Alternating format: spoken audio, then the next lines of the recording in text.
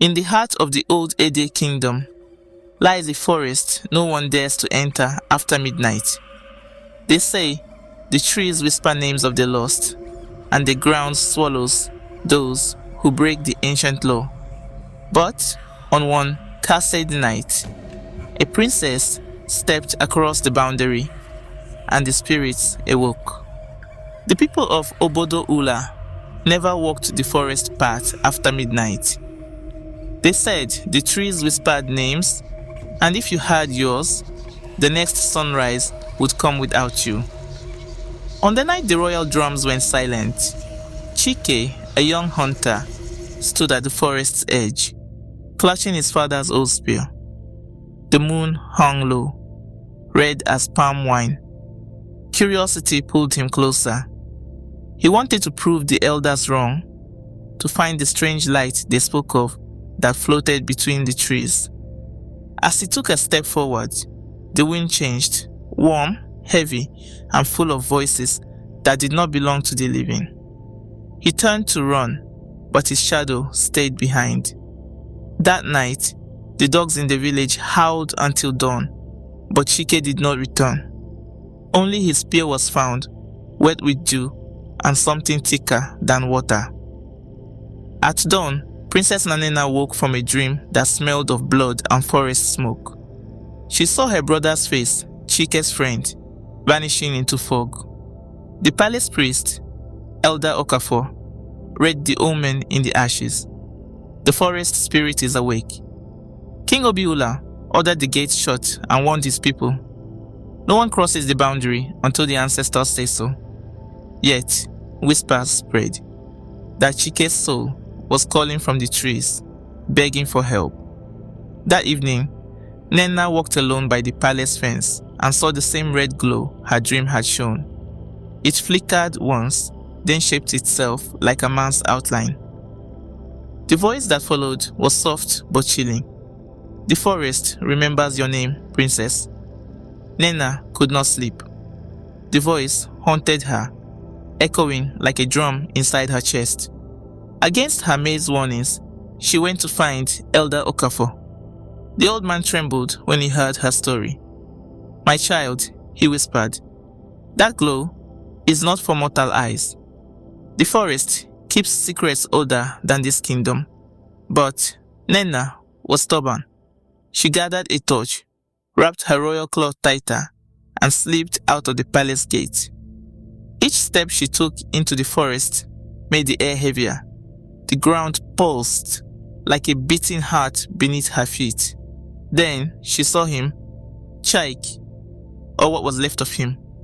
His eyes were open, glowing red, his body half turned into bark. He raised a hand toward her and said, "Tell the king, the forest wants its debt paid." The torchlight flickered and went out. Nnenna woke up at dawn, lying near the edge of the forest, her torch burnt to ash. Her body was cold, her heart beating slow, but she was alive. Villagers found her and carried her back to the palace.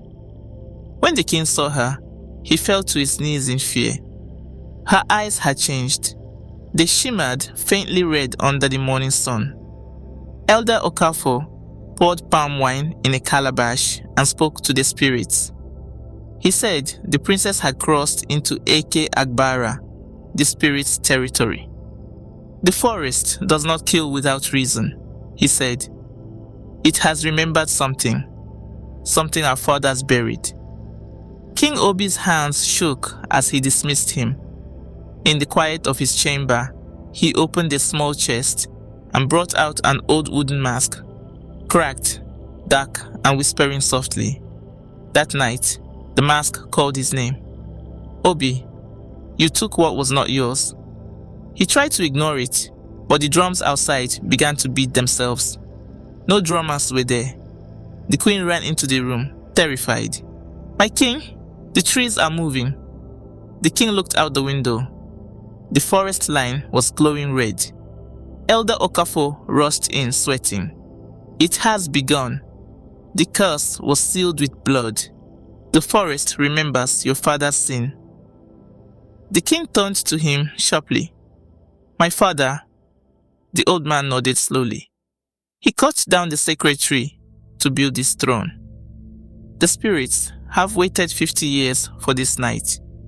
Nnenna's sleep was not her own anymore. When she closed her eyes, she stood in the same forest, barefoot, surrounded by glowing faces made of mist. One voice spoke louder than the rest. "Return what was taken, and the forest will rest." She didn't understand. "What was taken?" she asked, but the voice only said, "Follow the river of bones." When she woke, there was soil under her fingernails and footprints on her floor. Muddy, small, like a child's. The queen screamed when she saw them. Elder Okafor said quietly, "The forest spirit has marked her. If she doesn't obey, she will belong to them by the next moon." Nnenna left the palace before dawn, following the old river path behind the farms. The water was dark, thick and silent. Not even frogs dared to croak. When she reached the bend near the sacred shrine, she saw it. Bones, hundreds of them, shining faintly under the moonlight. Skulls stacked on each other. Bones of warriors and slaves, all tied together with vines. She knelt beside the river, trembling. A woman's spirit rose from the water, her eyes hollow, her voice broken. "We died for your father's throne. We were buried without peace," Nnenna cried. "What do you want from me?" The spirit pointed toward the forest. "Return the heart. Only the heart can end the curse." In the palace, King Obi Ula could no longer sleep. Every time he closed his eyes, he saw roots creeping across the floor. He summoned Elder Okafor again. "What is the forest's heart?" he demanded. The old man hesitated. "It is not a thing, my king. It is someone." The king's eyes darkened. "Speak plainly." Okafor sighed. "When your father cut down the sacred tree, the spirit inside begged for mercy. Your father offered his unborn grandson as the replacement, a life for a throne." The king froze. His voice cracked. "You mean Nnenna?" Okafor nodded. "She is the forest's promised heart." The king collapsed to his knees, whispering, "Then the curse is my blood." That night, the drums returned, beating from inside the forest. The villagers hid in their huts, praying. But Nnenna heard her name again, carried on the wind. "The moon is full. The time is come." She took her torch and entered the forest once more. The trees moved aside like living gods. She saw Chike again, now half spirit, half man, standing near a glowing pit. "You came?" he said. "The forest waits for his heart." She stepped closer. Her feet bled from the sharp roots. "What happens if I refuse?" Chike's voice trembled. "Then the kingdom will burn, and I will never be free." The ground split open beneath them, and a deep, ancient voice thundered, shaking the trees. "Choose, daughter of blood. Save your people, or save yourself." The forest floor trembled as Nnenna fell to her knees. From beneath the soil, a slow voice echoed, old, broken, yet powerful. "Your blood sealed the curse. Your blood must open it." Nnenna's torch dimmed, flickering weakly against the red mist rising around her. Chike stepped back, fear in his eyes. "Princess, do not listen. Once it takes your name, you can never return." But the whisper grew stronger. The trees bent toward her, their branches forming faces. "We waited for you, child of the stolen throne." Suddenly, she saw flashes. Her grandfather cutting the sacred tree, the ground swallowing slaves, the forest burning. Then silence. When she blinked, she saw her own reflection in the mist, but her eyes were no longer hers. Back in the palace, Elder Okafor stood before the king with trembling hands. He held the ancient wooden mask, now alive with cracks of fire. "My king," he said, "the spirit demands your daughter." The forest cannot rest until the promise is kept. King Obi gritted his teeth. I will not sacrifice my child. But the elder's eyes changed, no longer human, glowing deep green. You cannot fight what you were born from. The queen entered, horrified to see Okafor chanting. The palace doors slammed shut by themselves. Roots burst through the ground, wrapping around the throne. The king grabbed his sword, slicing through one root. But blood gushed out, not sap. The forest had already found its way into the palace. At midnight, the villagers heard a scream, long and sharp, echoing across the hills. The river that ran through Obi Ula turned red. Those who touched the water saw visions of faces they didn't recognize, whispering ancient words. Nnenna appeared on the riverbank, weak and pale, carried by unseen hands. When she opened her eyes, the spirit woman stood beside her again. You carry the heart now. It beats inside you. Nnenna clutched her chest. She felt something moving beneath her skin. Slow, alive, ancient. She looked toward the kingdom lights and whispered, if the curse began with blood, maybe it must end with blood too. The night sky turned red like burning coal. The moon rose heavy and round, dripping a faint mist that smelled of iron. The villagers hid in their homes, whispering prayers. Only Nnenna walked toward the forest, her feet bare, her eyes cold. She carried the king's old dagger and a clay pot filled with water from the Red River. The spirit woman followed silently, her shadow longer than her body. You are ready, she said, but know this, once you begin, you must finish. The forest feeds on fear. As Nnenna stepped past the twisted roots, she saw figures moving in the mist, half human, half tree. Their faces were the faces of those who had entered the forest before midnight and never returned. When she passed them, they bowed. They whispered one word, welcome. Back in the palace, Elder Okafor sat before a burning charm bowl, sweat dripping down his face. The king's guards had surrounded him, demanding answers. You brought this curse upon us, one of them shouted. Okafor laughed weakly. You think I wanted this? I was chosen before your fathers were born. He lifted his left sleeve. Strange symbols bound into his arm glowed green. I am bound to the forest god Ogbori. The king's ancestor made a blood trade, wealth for peace. But peace never comes free. The guards froze. Outside, the wind howled. The palace torches blew out at once. When light returned, Okafor was gone. Only his voice remained, echoing from the distance. The forest is coming home. As Nnenna reached the center of the forest, the ground opened like a mouth. From the pit rose a giant figure, made of roots, bones, and ancient wood. Its face was carved like a mask. Its voice thundered through the trees. Child of the broken vow, it said, why do you return? Nnenna's heart pounded, but she raised her dagger to end what my blood began. The god laughed, a sound that shook birds from the sky. No blood ends blood. Only truth does then. The earth showed her visions.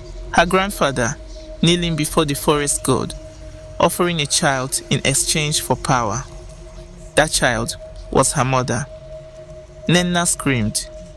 The spirit woman behind her vanished into smoke. The god's eyes glowed red, and the trees began to bend toward her again. Finish the circle, it said, or become one of us. Nnenna drew the ancient symbols on the ground with red river water. The forest fell silent, no wind, no birds, no whispers. She lit the fire around her with trembling hands, forming a circle. The dagger pulsed with heat, humming softly like it remembered every blood it had tasted. Speak the vow. said the voice of the forest god. She repeated the words she heard in her dreams. By blood undone, by name forgotten, let the roots break, and the chains burn. Suddenly, hands rose from the earth, dozens of them, the trapped souls of the forest. They reached toward her, begging for release. Their faces twisted in both pain and relief as the flames turned blue. For the first time, the forest screamed. Far away in the palace, the king woke from a terrible dream. He saw his ancestors kneeling before the same tree that now burned in the forest. A shadow spoke to him. Your blood sealed this curse. Only your blood can end it. He stumbled from his chamber, clutching his chest. The ground beneath the palace began to shake, dust falling from the ceiling. The guards rushed to him, but the king pushed them aside. The girl must live, he said weakly. If she dies, the forest will swallow us all. Lightning struck the royal gate, splitting it in two. The storm that followed smelled like ashes and iron. Nnenna's fire dimmed. The spirit woman returned, her face now clearer, softer. You've done well, she said. Now give me the dagger. But something in her eyes changed. The calm turned hungry. Nnenna hesitated. You said this would free us. The spirit smiled faintly. I said it would end it, not free you. Her shadow grew larger, swallowing the firelight. She was no mere guide. She was the keeper of the curse, bound to ensure the forest always had a master. She lunged forward, trying to take the dagger. Nnenna fell back, cutting her palm as the blade sparked red. From the wound, her blood spilled onto the ground, and the earth drank it. The forest began to twist itself, roots tearing open the soil. Nnenna's vision blurred, and she found herself standing before a massive stone doorway beneath the ground. On it were carvings, faces of her ancestors, and in the center, one that looked exactly like hers. The carvings moved, whispering her name. She pushed the door open and saw a chamber filled with sleeping figures inside wooden coffins. At the far end was a throne made of roots and skulls. On the throne sat her mother, alive, eyes closed, breathing slowly. A mark glowed on her chest, the same symbol that burned on Okafor's arm. Then, Nnenna understood the truth. The curse was not on the land, it was in her bloodline. Every first daughter of their family was bound to become the forest's next keeper, and her mother had been waiting for her to take the throne. Nnenna fell to her knees, tears streaming down her face. The forest god's voice echoed one last time. Now you see, you were never sent to free the forest. You were sent to replace her. The spirit woman's laughter returned, fading into the wind. Nnenna looked at her mother's peaceful face, then at the dagger. She knew what had to be done. With trembling hands, she placed the blade on her mother's chest. The forest roared, trees bending, roots snapping, the sky burning red. When silence returned, only one figure stood before the throne. It was Nnenna. Her eyes glowed green. Her voice carried through the woods like the rustle of dead leaves. The forest is awake again, and deep in the heart of the ancient kingdom, the people whispered of a new curse, that anyone who entered the forest after midnight would hear a woman's voice calling their name. The curse of Ede was not just born from magic, but from betrayal, greed, and secrets buried beneath royal blood. Now, the forest sleeps once again, waiting for the next soul brave enough to enter before dawn.